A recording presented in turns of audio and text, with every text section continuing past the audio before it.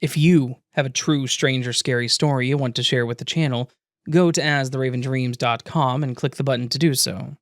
And of course, thank you.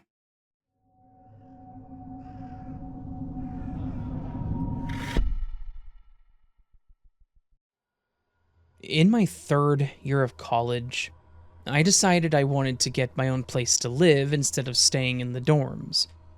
I wanted my own space. I wanted to know that my stuff was safe and that no one was going to take it or borrow any of it, like what tended to happen in the dorms. I had also had a decent paying job and saved up enough to afford all the fees and deposits first. I was just ready to be out on my own. Now, I have seen videos, such as yours, and even a show dedicated to crazy neighbors, but it's something you just don't think about until it actually happens to you. And even then, you may not see it until someone else points it out. But I had some neighbors that, even without speaking, they let their creep vibes show full time. I found a nice community that had townhomes within my price range, and I was approved and moved in pretty quickly. I don't know if they're the same everywhere, so I'll just explain the outline of ours. Their townhomes were connected in a square shape with one open side. They had about 6 of these, I believe, because they were back to back. My place was in the center row, second from the left, so I had one neighbor to my left, they were the corner unit, and one to my right. For the first couple of weeks, everything went as normal. There were a few nearby neighbors that waved at me. I almost ran into my neighbor on the right, which is how I met them. It was 2 sisters living together with no kids and 2 very large dogs. Very nice people. But my neighbors to the left, I had yet to see any of them for about the month or so that I lived there. As I was coming home from classes, I happened to look up to see a young boy in front of their bay window. I love kids, and since I hadn't met them yet, I smiled and waved, but he just continued to stare at me, unmoving, and with no expression on his face. It was kind of odd, but I just shrugged it off as a kid thing. Maybe he was shy and didn't want to wave. Not a big deal. So I went about my business. But then, I went to leave for work that evening, and as I got in my car and went to start it, I spotted not only the boy, but what looked like an older kid. The boy looked maybe 6 or 7, and the girl stood taller and was maybe 11 or 12. Now they were both staring at me, emotionless. I smiled and waved again, but I got the same results.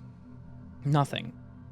Okay, so maybe both kids were shy. But it got even weirder. For a few days, I would see just those 2 kids staring out the window, following me as I walked to my door and when I left. It was definitely strange being watched almost daily, but it wasn't like it was hurting me, so I never said or did anything about it. I was curious because I would be home in the afternoons, sometimes, or on my day off, and they would still be there. Did they not go to school? Maybe they were homeschooled. I had no idea. Then there was a day that I came home from work and had been talking to my mom on the phone. I was sitting in my car as I finished my conversation, and I watched as 2 more people approached the window. This time it looked like a middle-aged woman and an even older woman. If I had to guess, it looked like a whole family generation there. Grandma, mother, and the kids. But what caught my attention was that they approached the kids, looked down at them, and then looked out the window directly at me. So now I had 4 of them staring at me. What the heck? Since I was on the phone already, I told my mom about what I was witnessing, and at first my mom chuckled and said that maybe they were just really nosy people and watched others. She even said that I should bring them something and introduce myself and see if that helps, and I laughed at the idea because it sounded so old school. But I knew she was probably right. I ran into my other neighbors, and they brought me cookies, so it wasn't too far off. I thought the idea over and what exactly I could do, trying to be considerate to allergies or whatever, too. I'd been pretty busy between work and school lately, so I hadn't gotten around to following through with those plans, but their staring never missed a beat. Anytime I was outside, they were at the window.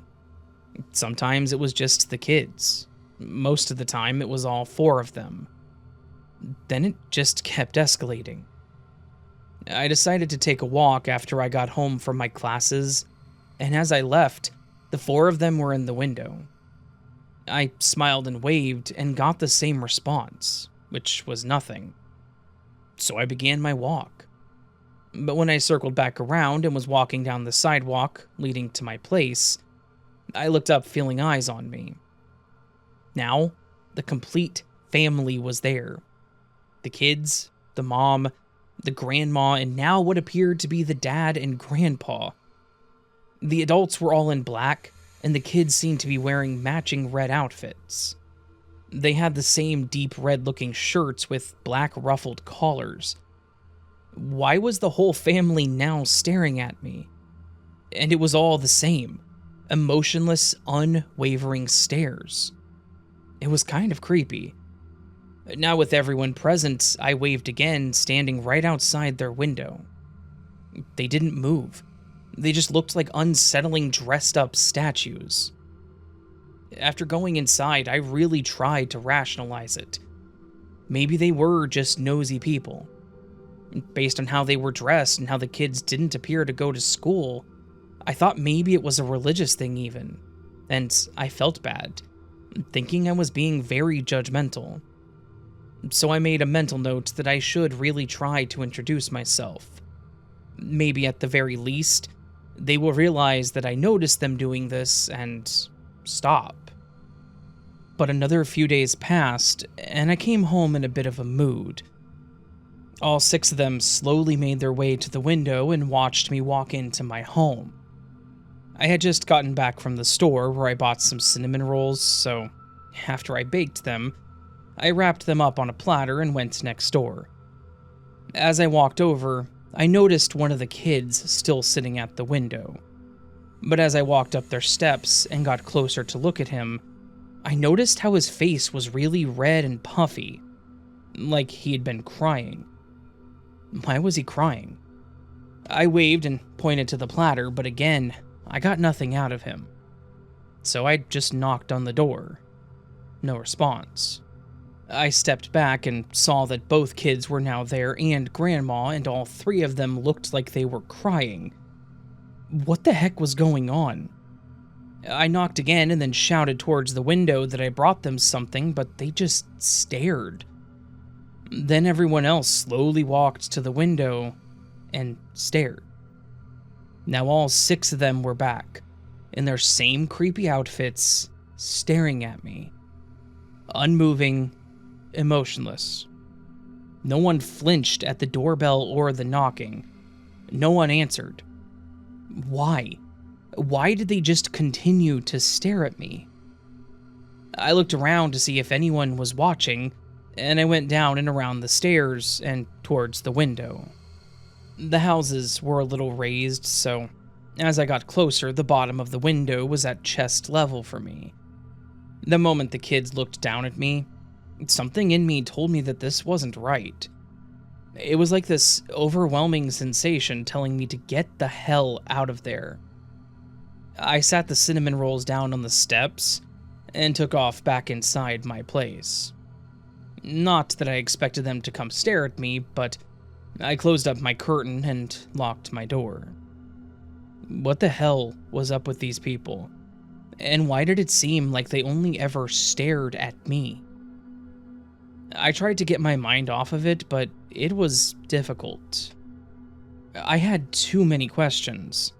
And what, if anything, could I even do about it? Nothing. They literally just stared at me. They weren't at my window. They were in their own place. And what would I even say? Hey, have you noticed the weird family that likes to stare in 905? I really didn't know anyone well enough to strike up an unusual conversation like that. I knew the girls next door, but we've only ever talked in passing. So I was just stuck with this. Every day. Every single time I left the house, they were watching me. They watched me walk, they watched me come and go, and the plate of cinnamon rolls I left, well, it sat there for 3 days, untouched, before I finally grabbed them and threw them away. I wasted my money, but did they not even leave in those 3 days? What did they do for a living? Did any one of them work? It was such a bizarre thing to witness. And getting up close and seeing the kids' red puffy eyes that just stared into my soul, I could never forget. I tried watching on days that I was off, early in the morning, late at night, and I never saw anyone leave or anyone enter. No deliveries, nothing. We could pay rent online, so I guess they could do that too, but how did they get food? Toiletries? I eventually just had to drop it and accept that I just had these really creepy neighbors that I could do nothing about. For a year, I dealt with this, and even when I had people over, they witnessed it. But when my lease came up for renewal, I begged to move to a different townhome, asking for one with a fireplace. The fireplace ones are only on the end of the strips of homes, so I wouldn't be anywhere near them. Thankfully, they obliged, and I got to move and never to be stared at again. Sometimes I would drive by to see if they were still there, and every once in a while, I would still see someone staring out that window.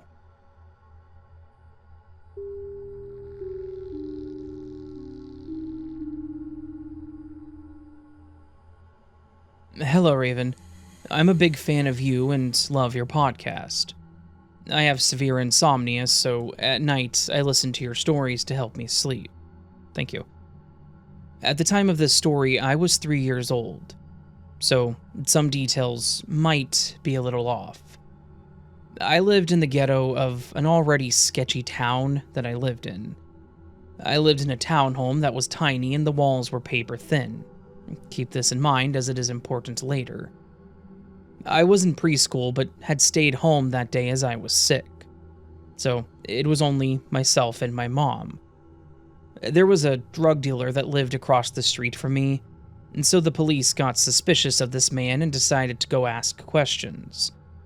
The cops knocked on the door of that man's house, and immediately the drug dealer ran out the door with a gun. So the cop also got his gun. If they fired off, my house or the neighbor, who we'll call Z, would have gotten hit. Of course, being the stupid 3-year-old that I was, I had ran to the window to see what was happening. My mom ran and had to hold me to the floor to guarantee that I wouldn't get shot. My mom called Z to let her know of the dangers. Through the paper-thin walls, I heard Z yell to someone, "Get down!" So the cop and the dealer were holding their guns right at each other. But then the dealer ran in his house and stayed there, firing his gun into the house to try to make them think that he had shot himself.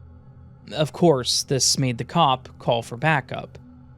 I distinctly recall seeing 11 police cars show up and a SWAT team. They were yelling through the door for him to open it. No answer. This continued for about 5 minutes. Still no answer, so the SWAT team did their movie scene. The battering ram shook the whole neighborhood. Their raid lasted for 20 minutes as the SWAT and dealers played the game of hide and seek. And finally they got him, and they were pointing the big guns at him as they shoved him into the police car. I'm glad that no shots were fired in this duel, and I know this probably wasn't too scary, but it is the scariest thing to happen to me. Thanks again, Raven. Lots of love.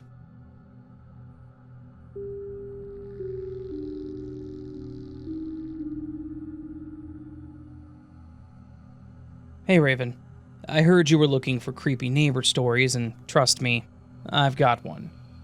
This happened when I was about 22 or 23, after my partner and I moved into our first apartment together. We were so excited. It was our first place, our own little home, and we were ready to start this new chapter in our lives. But soon enough, the excitement faded because of him. Our neighbor. He was old, probably in his 70s, with these piercing blue eyes that just stared. And he was always there. At first it seemed innocent, like maybe he was just a lonely old man, but that feeling changed quickly.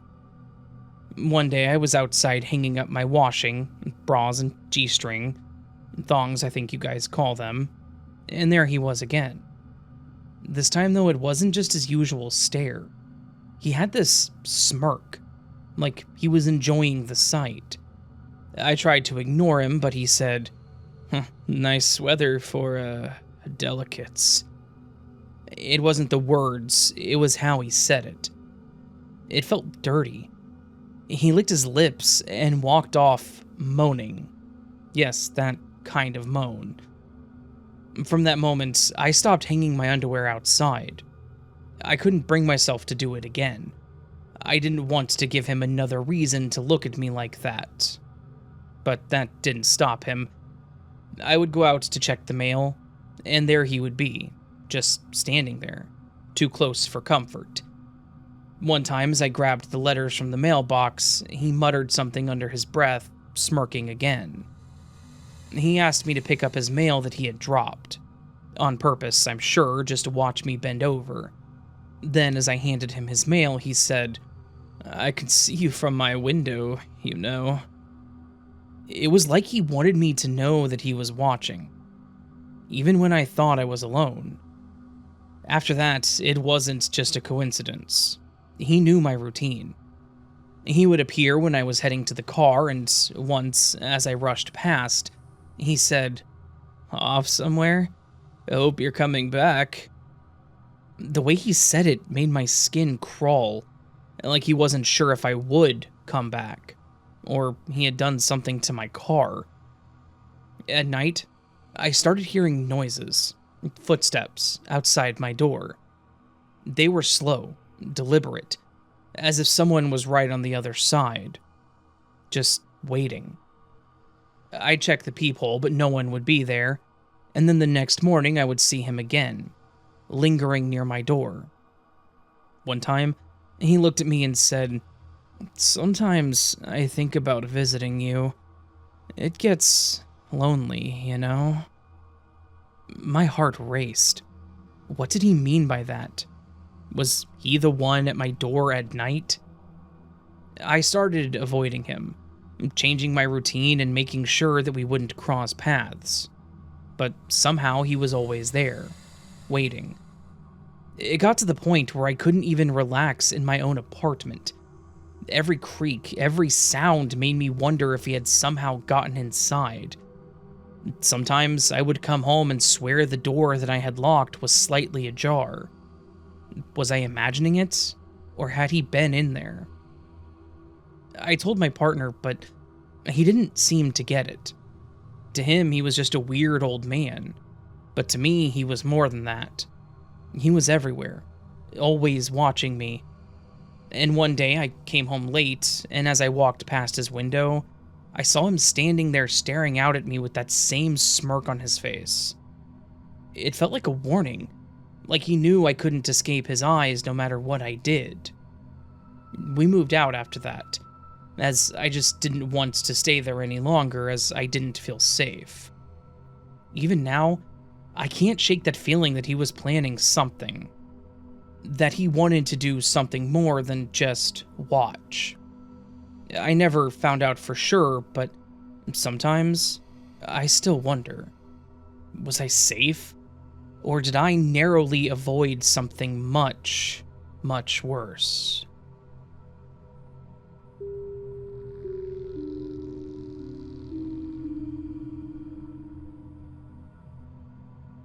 I wanted to share an experience I had when I lived in one of my first apartments in my 20s. It was a nice little complex, and for the most part, Everyone around me either kept to themselves or were at least nice enough to have a passing conversation with you. All but one of those neighbors, who I will refer to as Tom. Tom lived in the apartment directly below me. He was an older gentleman, maybe in his late 60s, I'd guess. At first, he seemed to keep to himself. I would typically see him sitting out on his balcony, smoking and reading a book. We never really conversed, unless we were at the mailbox at the same time. And I mean, that was it.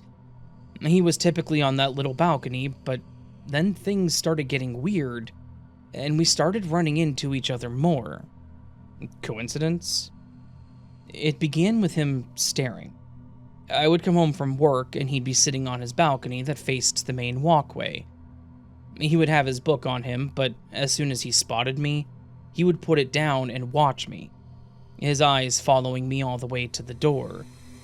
I brush it off as just an old man watching over the complex, maybe in a weird neighborhood watch kind of way. But then, as this continued to happen, it seemed more focused on me, like he was watching me specifically. I would watch the family enter as I pulled up, and he would glance at them for a moment and then go back to his book. But as soon as I stepped out of the car, his attention was on me, all the way. A few weeks into these occurrences, I started finding notes. There were post-its left on my door, slipped into my mailbox, or even under my door. They were never signed, so at first I had no idea who it was. The first one on my door just mentioned something about having a good day. I assumed that someone was just trying to be nice, and I remember putting it on my fridge. But then the other notes became a bit more unsettling, in my opinion. Some would be making a comment on how I looked that day, suggestions on dinner after seeing my groceries, or there was even one that said I looked tired and that I needed to rest. Those seemed to be a bit more targeted. They weren't threatening, but the fact that they made a comment about seeing the cans in my grocery bag or how I looked was definitely alarming. Now, I didn't at the time, nor have I ever gotten proof that it was Tom. But he was the only person I noticed that day when I brought home those canned tomatoes. Whoever it was like they were this constant judgmental observer of my life, and it almost had me paranoid. Then, the direct communication began with Tom. I had come home late from work one night, so no one was out. Tom wasn't even out on his balcony. I entered the complex, and as I headed up the stairs, I heard my name being whispered. I stopped and looked around to see Tom, standing at his door with it slightly cracked open. Did he really just say my name? And how did he even know it? I hesitantly walked closer to the door. I was suspicious that he was leaving me the notes at this point. He held out his hand out of his door and said, "You dropped this," as he held out my white and red striped scarf. I hadn't even realized it was missing. When was the last time that I wore it? At this time, it was getting chilly, so I had started wearing my scarves, but I didn't remember ever losing it. I didn't often take my scarves off during the day until I was home. I slowly took the scarf and thanked him. He tried to smile, but it looked way too forced, and he shut the door. What an odd interaction. But I took my scarf back inside, checked my hanger, and realized it had to be mine as it was missing, but how? After that, I started to feel a bit more suspicious. I had no idea how he had my scarf, but what could I do? I just stopped delaying on my way to my apartment. I made sure I had everything as I left or came home and always locked my door and deadbolt behind me. But then, one day when I came home and walked up the stairs, I saw Tom in front of my door looking down at his hands. I stopped at the top of the stairs and said, "Can I help you?" I could see his slight jump as I startled him, and he slowly turned around, holding a key ring out to me with 2 keys on it. He held out the keys to me and again said, "I found these. I think they're yours." I grabbed them and looked at them. He said they were outside by my car, so he assumed they were mine.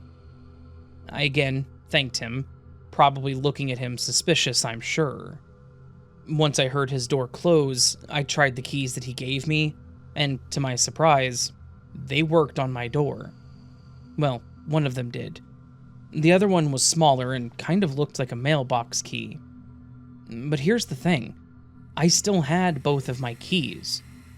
I even compared the smaller mailbox key and it was a match. How the hell did he get a copy of my key? From then on, I kept a close eye on my stuff. And Tom. I kept my purse with my keys in my bedroom. I tried my best to keep track of any mail I got, and in fact, changed my address back to my parents' place until I felt comfortable with changing it back. I started getting some of my groceries delivered so I didn't have to leave. It seems paranoid, but at the same time, he had to have gotten my scarf and copies of my keys somehow. Then, it all came to a head for me. They were going to be repaving the parking lot of my apartment complex, so I had to park further away, in an area that I wouldn't normally park. I was also not feeling well, so I took the day off, camping out on my couch with tea and Dayquil. While sitting there, watching TV, I heard the familiar sound of keys jingling. Normally, I would assume it was someone leaving or entering their apartment. But then, my doorknob jiggled. It couldn't have been maintenance because they had to give 24 hours notice. Was someone really trying to break into my place? I jumped off the couch and went to my door and slowly looked through the peephole. And, to my horror, Tom was on the other side, looking down at the knob. He must have been trying to unlock the door. I just froze, not knowing what to do. Do I open the door and startle him? But I worried that he would hear me unlock the deadbolts and take off. But what would happen if he opened the door and saw me inside?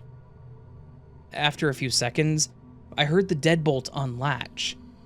I ran to my phone and called 911, and by the time I was speaking to the operator, Tom had opened the door. I immediately yelled at him, "What the hell are you doing, Tom?" And he just said that he was returning some mail that he got in his box. He slowly put it on the shelf next to the door as if it was a totally normal thing to do, to enter someone's apartment, and then backed up and left. The operator was asking me what was happening, and after he left, I ran back to the door locking it, like that was going to do something. I told the operator what happened, and even unloaded on her about the notes, the keys, everything. I sat at the door until the police arrived, and explained everything to them too. They went to his apartment, and they asked him about it, and he admitted to having the keys, and again just claimed that he found them. We even got the office involved, and they confirmed that they still had their copies of my keys too. So how the hell did he get them? The office told the police that the ones Tom had, and the ones he gave to me had to be copies, because they only had the 2 pairs, and they were changed after someone moved out. I was able to file a restraining order on him, and thankfully, the office also agreed to let me move to another complex. It was a pain, but at least I was away from Tom. It actually came out that this wasn't the first time Tom had done something like this to other young women. Looking at his public record, after getting his last name and info from the restraining order, he had multiple reports for stalking and harassment.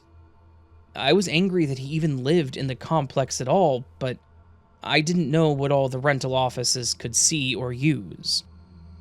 At least they were willing to let me move, and they did take it seriously. That was probably one of the creepiest things to ever happen to me.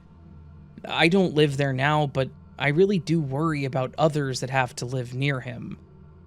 I don't know if he ended up leaving or getting kicked out, but hopefully they were at least smart enough to not put another female in that complex. Because what if I didn't call the cops? What if I had been asleep inside? I don't even want to think about what could have happened, and I'm just thankful I was able to catch him in the act and do something about it.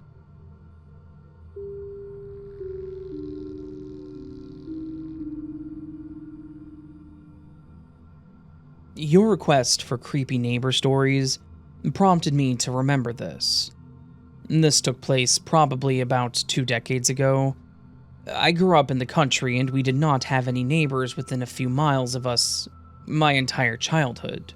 When I was a teenager, a man named Mr. Bogner moved about a quarter-mile away. He retired and moved down from several states up north to my home state. He had a double-wide put on a piece of land near the river. He lived alone and we did not see him much. At some point, my dad met and introduced himself, but he mostly stayed to himself. He didn't seem to have any family or visitors. Occasionally, myself or my siblings would go on walks about a half-mile to the river and back home. One summer evening, my sister and her friend, who were about 13, went for a walk. As they walked past his driveway, they noticed his mailbox was open. They walked over towards it to close it, and saw that it was packed. One of them looked at a piece of mail and saw that it was post-dated weeks old. They decided to go back home instead of continuing to the river. My dad went over to the home of Mr. Bogner and knocked, but Mr. Bogner didn't come to the door. He decided to request a welfare check. Later that evening, an officer called my dad to report that Mr. Bogner had passed away several weeks prior, based on his condition in the bathroom. My dad told me that buzzards had been flying around the home recently too, when he thought back. For some reason, it wasn't realized why until that moment. They were there because of poor Mr. Bogner. Buzzards were common due to it being a heavy deer population area, and they were often hunted or hit by cars. Weeks later, my dad found out a few things. The first thing was that it was very common for Mr. Bogner not to check his mail, so it didn't raise any big concerns when the mail carrier continued piling mail in his already full mailbox. Another thing was that Mr. Bogner did not have any living blood relatives to be concerned of his missing. He had a stepson who passed away, and the stepson's wife ended up taking possession of his things and having to make arrangements for him. The third thing my dad found out was the condition of his home. Apparently, he was a bit of a trash hoarder. There were dozens and dozens of empty cardboard food containers, pizza boxes, and TV dinner trays. The story is very tragic, and I felt sad that he had no one looking for him when I found that out. They were not able to do a normal autopsy due to how long he had been left, but they assumed it was a medical emergency, such as a heart attack. I just hope that he went quickly, and that he didn't suffer by himself.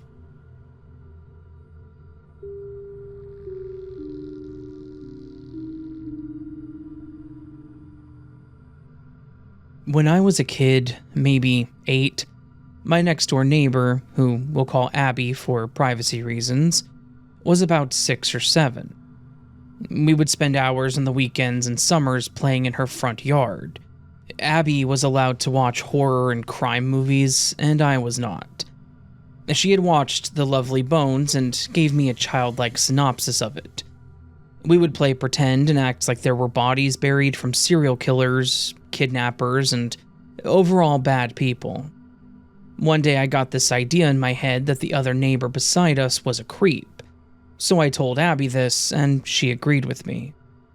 We would spend countless hours playing true crime pretend, until one day in early November, me and Abby were outside spending time on her front porch, when someone called Abby's name. We looked over the fence, and there was the man who lived beside us. He was holding 2 bags of candy in Ziploc bags. He went on to tell us that he noticed we didn't stop for candy on Halloween, so he wanted to give us some. I'd been told my whole life not to take things from strangers, so I didn't. But Abby, on the other hand, went to the fence and grabbed the candy. She came back and popped a piece into her mouth. Me, being the paranoid kid that I was, went inside and told her grandma. Abby's grandma told us that we were okay, told Abby not to take candy from strangers, and she threw away the candy. Then we didn't hear another word about it. Fast forward 15 years later, the other day I told my mom about this story and she looked at me wide-eyed. No one had told her this story, which is a red flag. But anyways, apparently when we first moved into the house, Abby's grandmother was very, very adamant that the neighbor was a creep, and that we needed to stay away from him at all times. So, that's the story of how I, a sheltered kid, made up this imaginary theory about a neighbor that turned out to have some actual merit.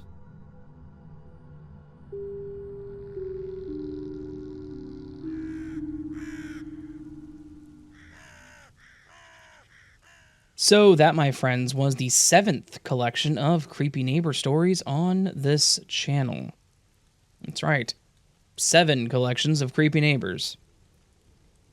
I don't know why 7's important. It's not, but I've had a lot of creepy neighbor collections is my point, I guess. Over the years, I've done this 7 times. That's a lot of creepy neighbors. And I think on all these, I always give the anecdote of, I like my neighbor because she's an older deaf lady, and she's very nice, and yeah, we get along quite fine. On Monday mornings, or Sunday nights, I don't know which. I think whenever she comes home from Sunday nights, I don't know what she does, but that's not for me to ask. Whenever she gets home or goes out, she takes the trash cans to the curb, because sometimes we forget.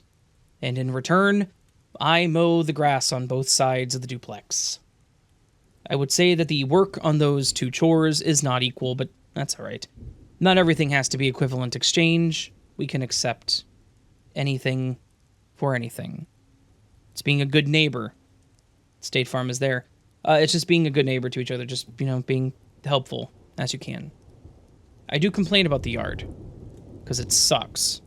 Backyard is horrible.